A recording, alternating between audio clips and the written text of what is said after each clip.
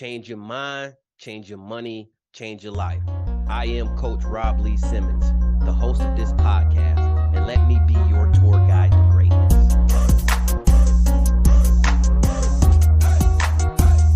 If I was doing any better, I would be you. Welcome to the Greatness Academy podcast.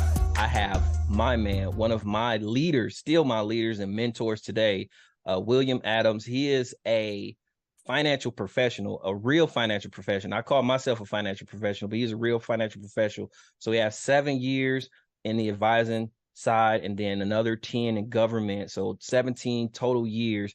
He is a superstar in the financial industry. Welcome to the show, my man. Thank you so much. I appreciate you having me. Man, and I appreciate you. It's always a great time when I can get my mentors in front of people because I want people to see that piece of me shine through you. And so let me ask you, let's talk a little bit about your journey. So, where are you from? And then how'd you get here today? What does that look like in the last 21 years? We'll say this 21-year-old young man. Sure. Yeah. I guess my barber did a good job.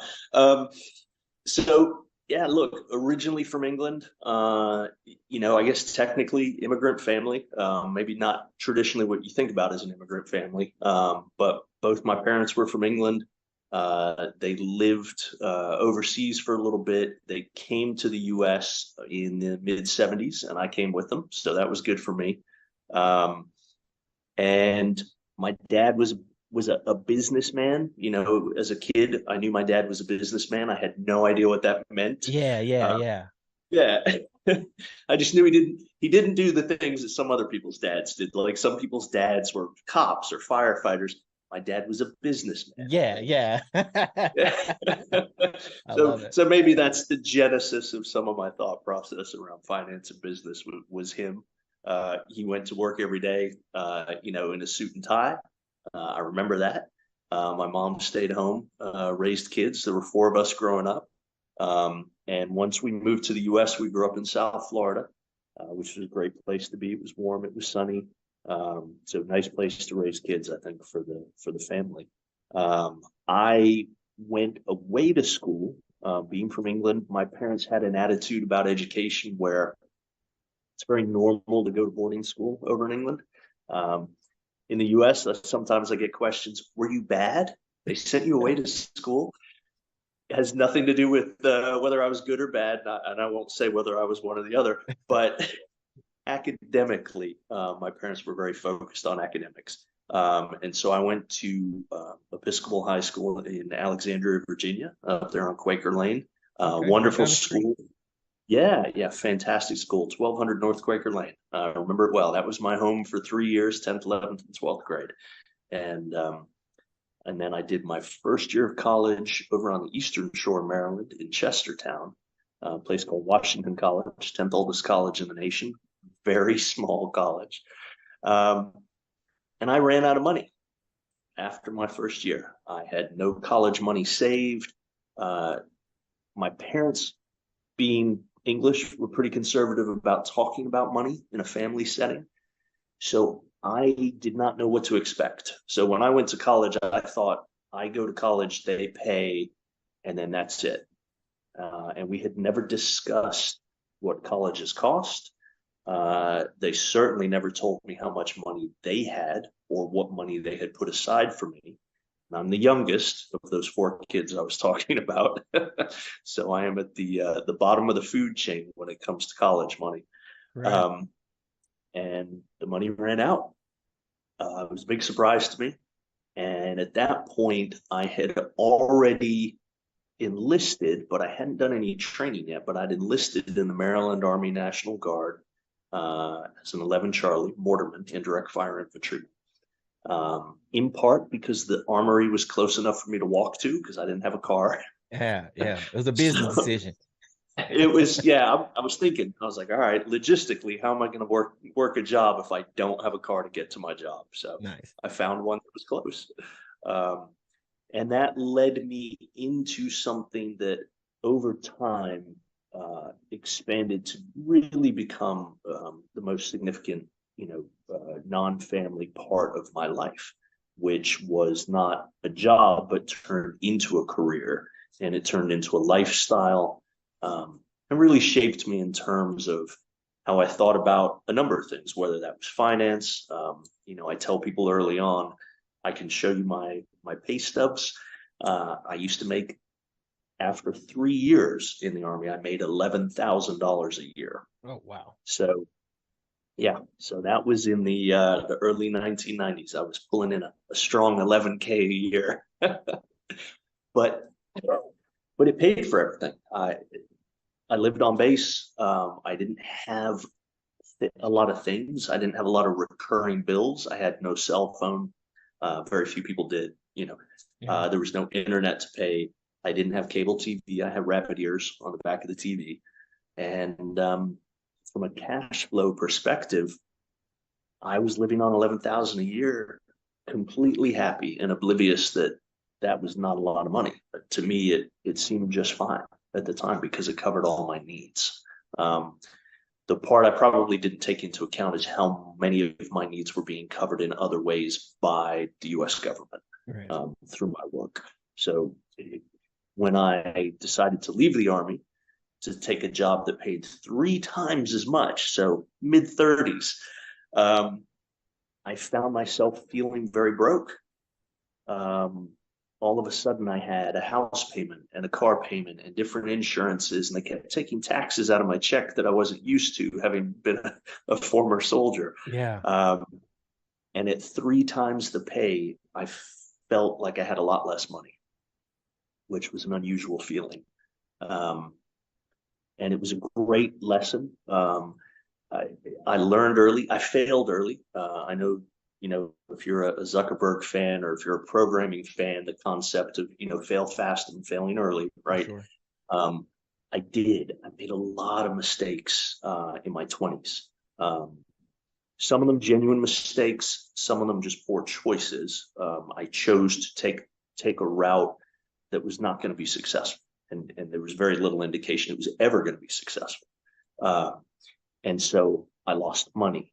I had a hard time. I ended up having to look for a new job. I ended up trying to figure out if I could get 2 jobs at the same time to keep my lifestyle the way it was, when I didn't have a skill set that justified it, and I didn't have the level of education to justify higher salaries. And that led me to change the way I thought about money, and change what I was willing to spend money on and how I was willing to live my life. And it stuck with me. I ended up going back in the Army. I ended up having, a wonderful career, which is soon to come to a close here. And it has provided a level of security, and not just financial security, but really mental security, in the knowledge that I had this predictability of cash flow, I had predictability of benefits, and it gave me a mindset where I was able to live within my means, well within my means, acquire true assets, cash producing assets, and stay away from most, not all, but most of the liabilities. Yeah. No, I get it.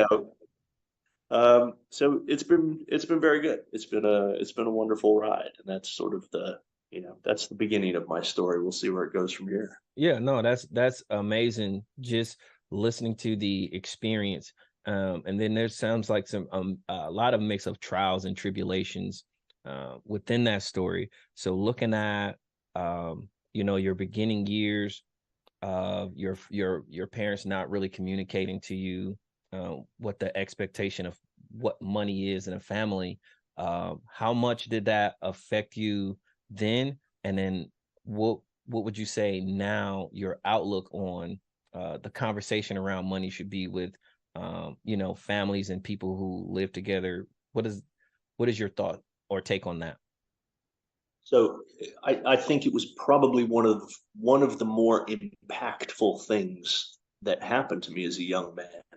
So I went to, even going to boarding school, I was at a boarding school with a lot of young children, young adults, whose parents were pretty well off. And I worked 2 school jobs. Obviously, I was there 24 hours. I lived in the dorm, but I answered the phone for 2 hours in the evening up, at the receptionist desk between 8 p.m. and 10 p.m. when everybody else was in study hall. I worked in the mailroom and sorted mail for 30 minutes every day. And both of these jobs paid $2 an hour. And but at the end of a week, I had enough money where I could hop on the bus, go to King Street Metro Station, go somewhere, catch a movie, even take out a young lady friend of mine if I wanted for, basically a burger and a movie, once or twice a month. That was pretty much it.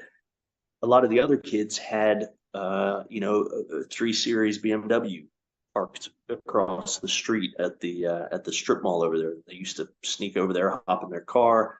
They had cash flow, but it was from parents. So that was very different for me. And when there was no more college money, and I had never had any expectation of that because of that lack of communication, for whatever reason caused it, I was very disappointed, extremely disappointed. That led me to do things differently. So I have a daughter. My daughter is in a PhD program in Georgia right now. And thanks to my job, and also thanks to the communication that she and I always had growing up, she knew what the expectation was academically, but also what the cost of that was. Mm-hmm. So there were choices to be made. Do you want to go to a private school during high school? There's this particular one near the base. It's extremely good. And given our roles, we were allowed to look at different schools and pick and choose, because of my job. She wasn't tied into one set high school like a lot of people would be. Right. She made some decisions based on what made her happy. But we always kept that financial discussion going. And when it came time to go to college, she said, "Dad, I'm going to go to this school for my undergrad." And I said, "Well, you got into 2 other schools that are, on paper, pretty impressive schools and maybe more recognized as, having a higher academic standard." And she said, "Look, this one is $75,000 a year. This other one is $36,000 a year. The one I want to go to is going to cost you effectively nothing. And they're going to take all my AP classes that I did in high school." I said, "Well, that's good, but still, I'm willing to invest in your education." Right. And she said, "Yeah, but Dad, I'm going on to a PhD program. The undergrad, not really that important. If I can save the money now and then apply it later when I'm in the PhD program, when I'm really going to need it, that's more important to me." And I said, "Aha, she gets it." Yeah, that's amazing. So I was really happy about that. Yeah, and you know what, a lot of kids don't get it, and it does take them time. I think girls are just much better at getting it. And I think that's amazing. So looking at your life growing up, and you had this part of your life where you were frugal, but you didn't know it, and then you had, you're making 3 times as much money as you did, but you start to find out that America is real. And we tie everything to everything you do. What would be your suggestion to the listeners of, how to live a higher quality of life with less things?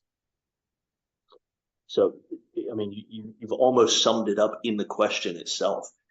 What caught me out as a young guy was seeing my paycheck, seeing the number, the gross number, 3 times as high. And it made me feel like I almost needed to spend that extra money. If I know I can live on 11,000 a year, I've been doing that. And then all of a sudden I've got 33, I should be spending. It was sort of almost a cultural imperative. It's a consumer society. Everybody's saying, well, now you can afford this nicer car. Now you can afford the bigger house. Now you can afford, these clothes or this watch. And I bought into it, at the time I was about 25 years old. I definitely bought into it. I immediately went and bought the biggest house that I felt I could afford, and a new car and a new wardrobe, and really just loaded up the debt, like really, really Yeah. quickly. Um, and then felt the pressure of that from there on out. And it was a huge emotional stress. Much later in life, I mean, even to this day, I am in a nice house. I like this house. But it's a third of what the bank letter said, when they said, "Oh, you want a mortgage? Here's the amount we will approve you for." And I immediately thought, that's a ridiculous amount. I I don't need that. Um, I can get a house for this amount of money and it will be more than adequate. And it genuinely is. But also with the intent that everything I acquire, especially houses, either needs to pay for itself or it needs to be part of a long-term financial plan. It needs to be a true asset. And if you're if you're a rich dad, poor dad guy or somebody like that, you might say, oh, well, a house, not in some definitions, not an asset. Right. Oh yeah, for sure. Because you're paying money to maintain it the whole time, et cetera, et cetera. Yep. But as you know, I've got a couple other properties now. I hit a point where I decided I will never sell a house again.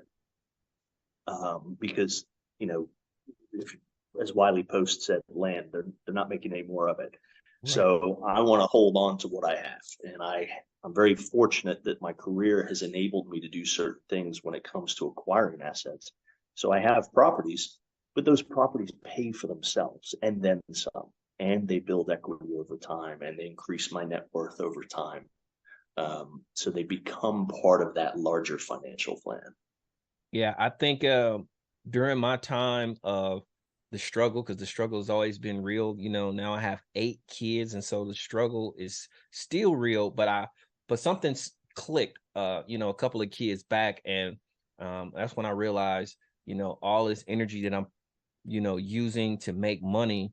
I looked at the aspect of how am I working so hard and the money's still not coming?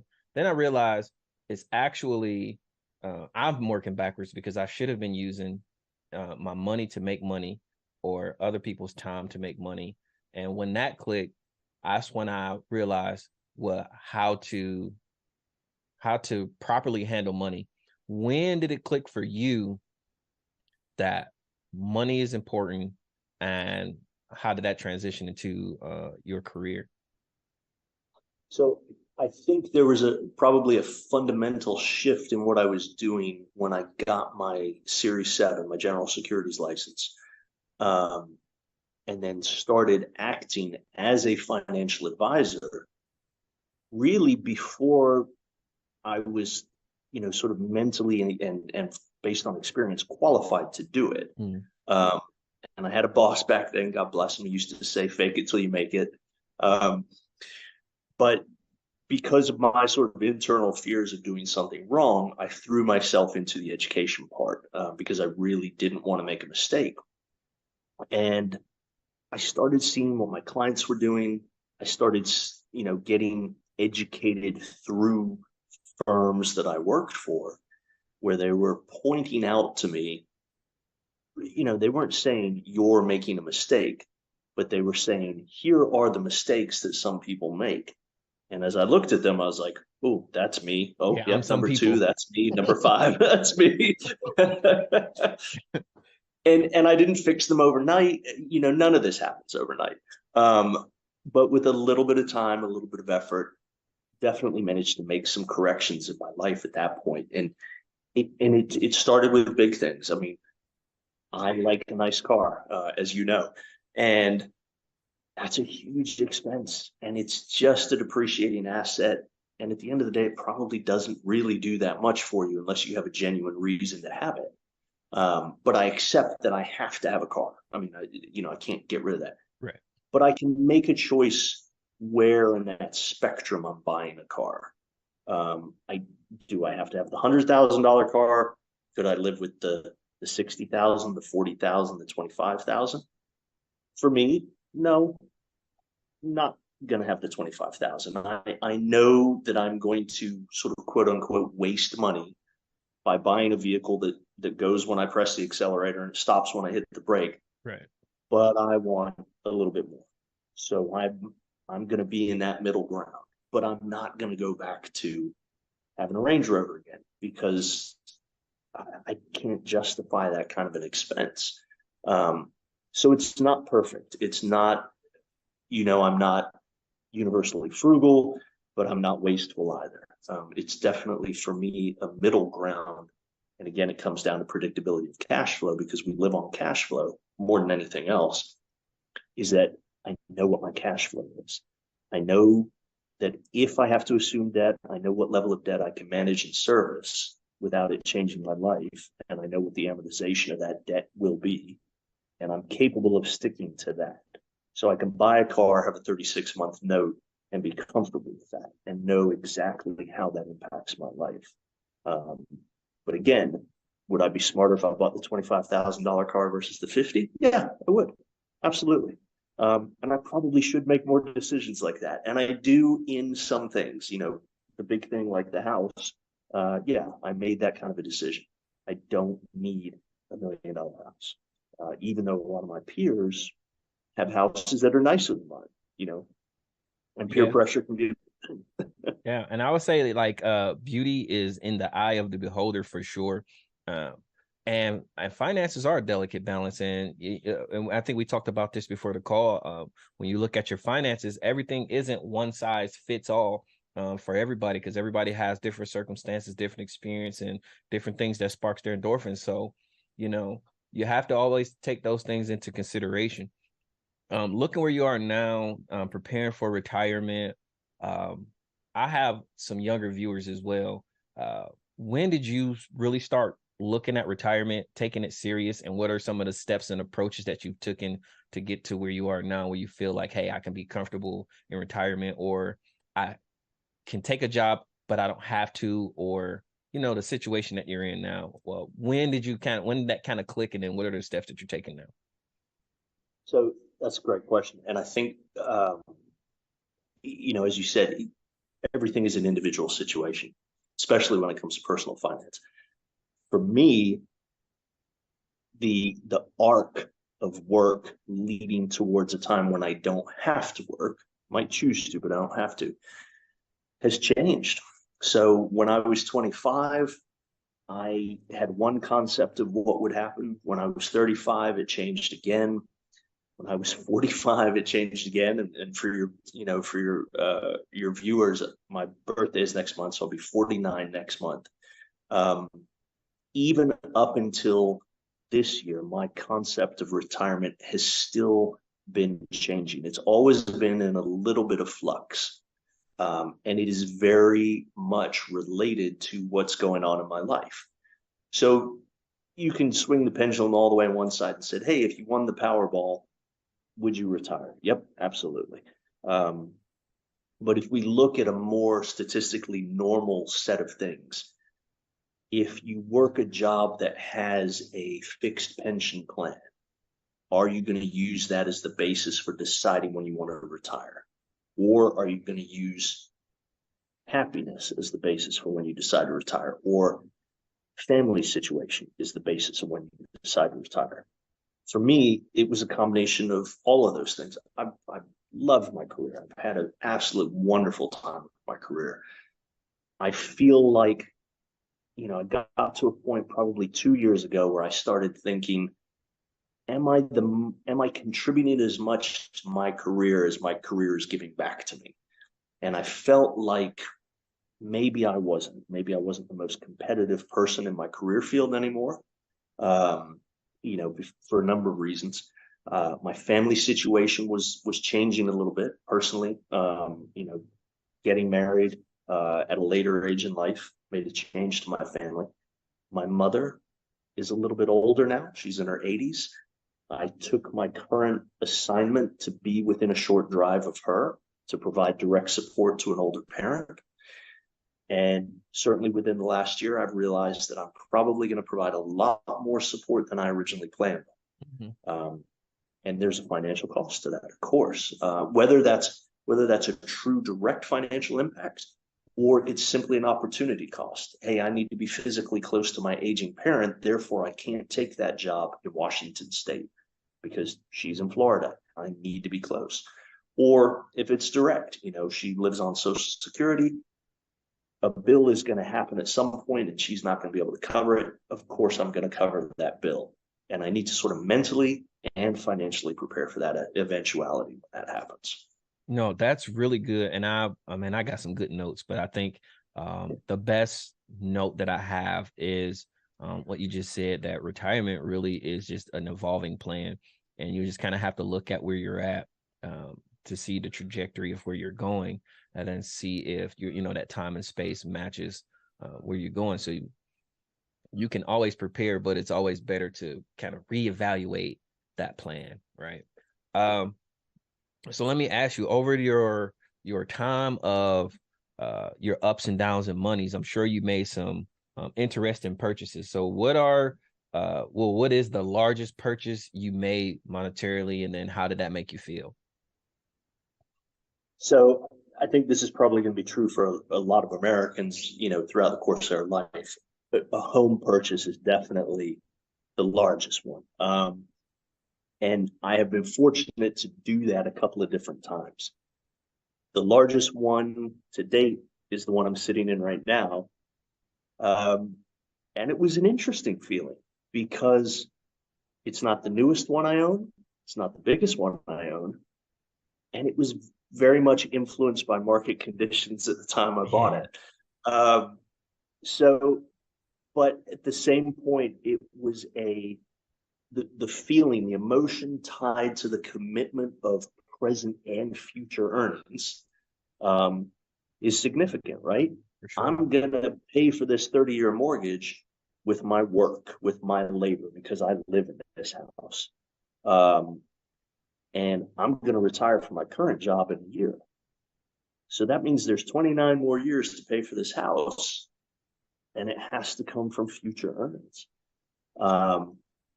And that was a real sort of, I don't want to say a light bulb moment. I mean, I wasn't oblivious to the fact I was going to do that. Right. But I definitely thought, maybe when I finish this one career, I should go do something else and use all this built up knowledge and experience and apply it either in another organization or maybe even in another field to monetize it. And if we're being just very crude about it, I want to monetize some of what I've built up. It's kind of the inverse of like a NFL player or an NBA player. They might be at their peak at 18, 19, 20 years old. They might be just stellar. But for most of us, we gain experience and increase our personal value and our work value over time. And at my age, I'm probably at my peak earning potential right now because I have 3 decades of experience behind me that I can put on a resume, but I haven't hit that age where somebody says, he's a little on the old side. If we employ him, how much are we going to get out of him? If we invest in him as an employer, how much return are we going to get before this person fully retires? Right. And I'm kind of in the sweet spot right now, sort of 45 to 55 is really that golden spot for wage earning. And I made that decision. Buying this house triggered that decision where I said, yeah, I had thought about just resting. And then I thought, no, that's not sufficient. I want to earn, I like earning. I'm used to it. I've been doing it for a long time. And I want to have those future earnings to pay for this asset over time. And fortunately, those future earnings will be, sort of inflation adjusted, where the bill for the house is kind of stationary in 2023 dollars. So it gets cheaper over time to pay for the house. Yeah. So yeah, that definitely the biggest purchase is the one I'm sitting in right now.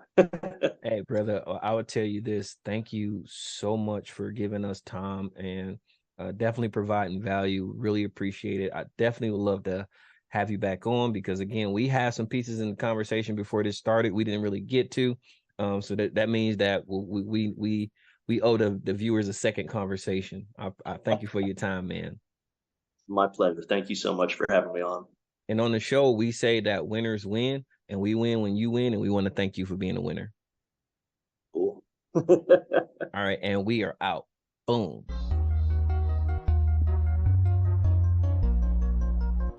Thank you for joining the podcast. And remember, change your mind, change your money,